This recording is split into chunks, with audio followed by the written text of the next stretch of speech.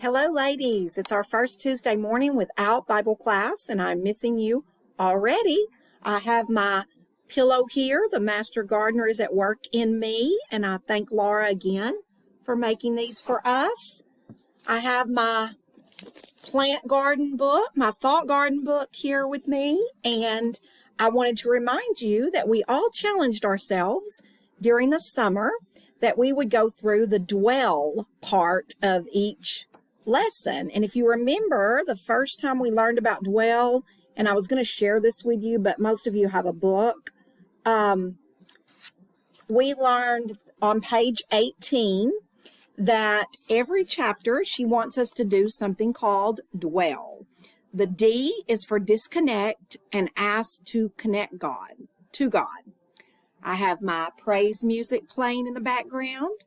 I hope you'll turn on your praise music or your favorite gospel tune and just dwell each week. Each Tuesday, we won't be meeting together this summer, but we can be in dwell together.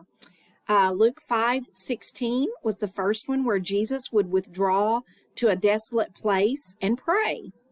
Often we are too connected to our phones and computers to be able to truly meditate on God's word and sit still in our thoughts. When we disconnect from our smart devices, we will be able to connect more with God. So that is the first letter of dwell, which is disconnect.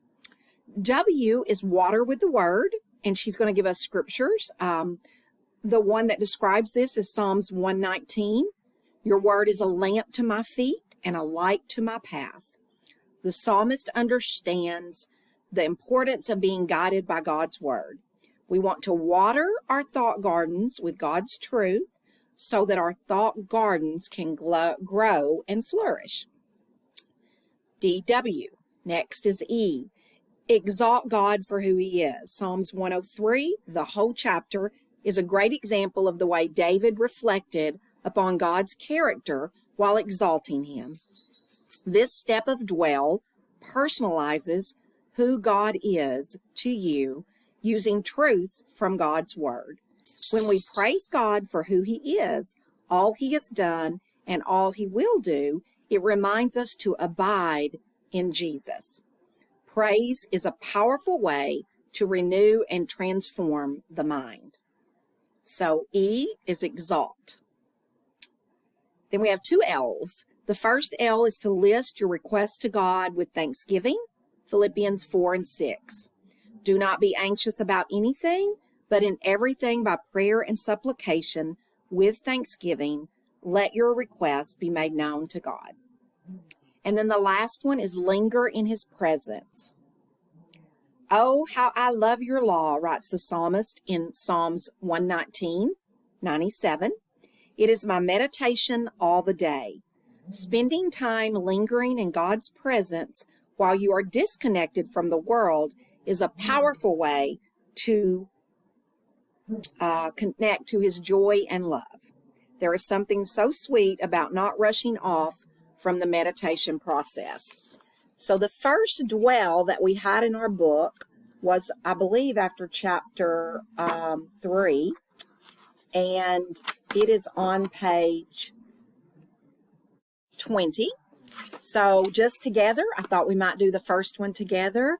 And just try to take a few minutes this morning to disconnect. She has a prayer here that I'm going to read to you. It says, Lord, I long to connect to you in deeper ways. Please disconnect me from all things distracting me from meaningful connection with you. Please renew and transform my heart, my mind, my body, and my soul. I give them to you. Take control. Psalms 19:14. Psalm 19:14. May the words of my mouth and the meditation of my heart be pleasing in your sight, my rock and my redeemer.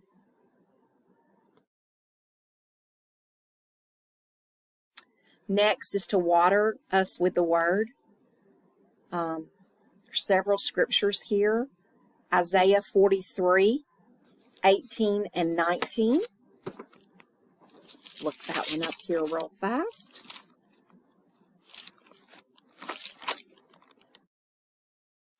Should have had this found before I started, shouldn't I? Let's see, Isaiah 43, 18 and 19. Let's see if I can read this. Hold it back out here a little bit. But forget all that. It is nothing compared to what I am going to do. For I am about to do something new. See, I have already begun. Do you not see it? I will make a pathway through the wilderness. I will create rivers in the dry wasteland. That's positive. And then Matthew 13. Let's look at Matthew 13.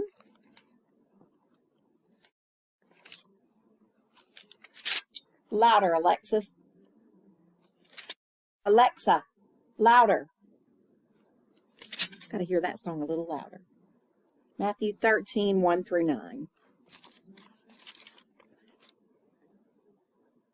Later that same day, Jesus left the house and sat beside the lake. A large crowd soon gathered around him, so he got into a boat. Then he sat there and taught us as the people stood on the shore. He told many stories in the form of parables, such as this one. Listen, a farmer went out to plant some seeds. As he scattered them across his field, some seeds fell on a footpath, and the birds came and ate them. Other seeds fell on shallow soil.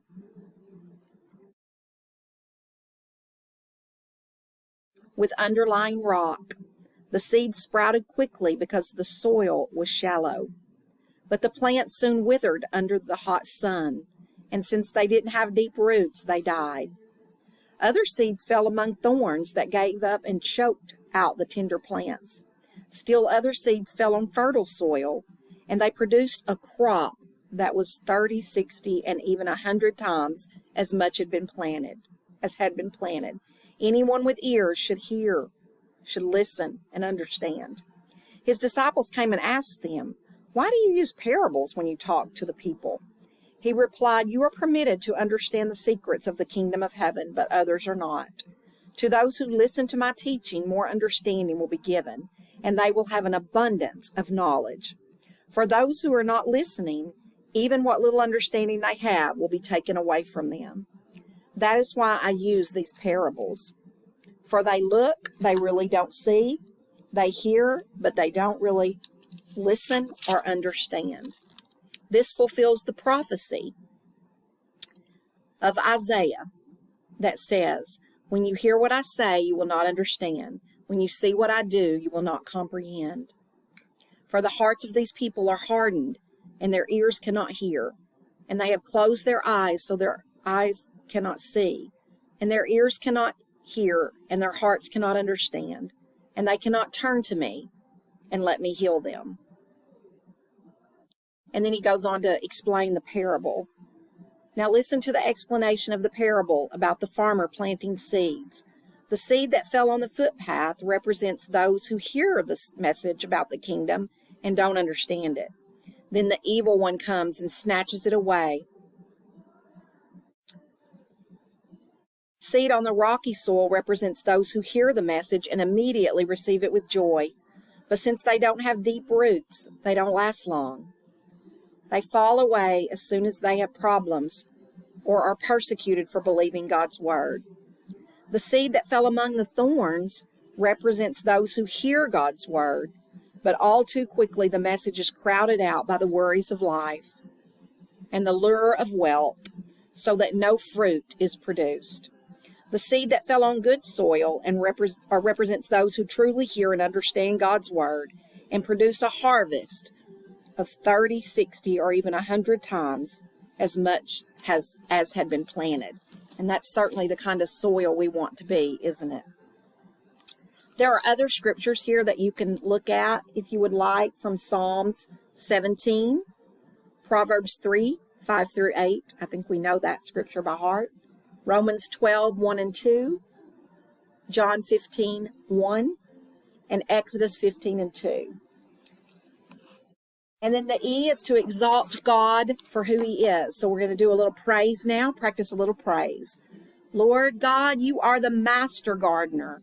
You know what needs planting and what needs pulling.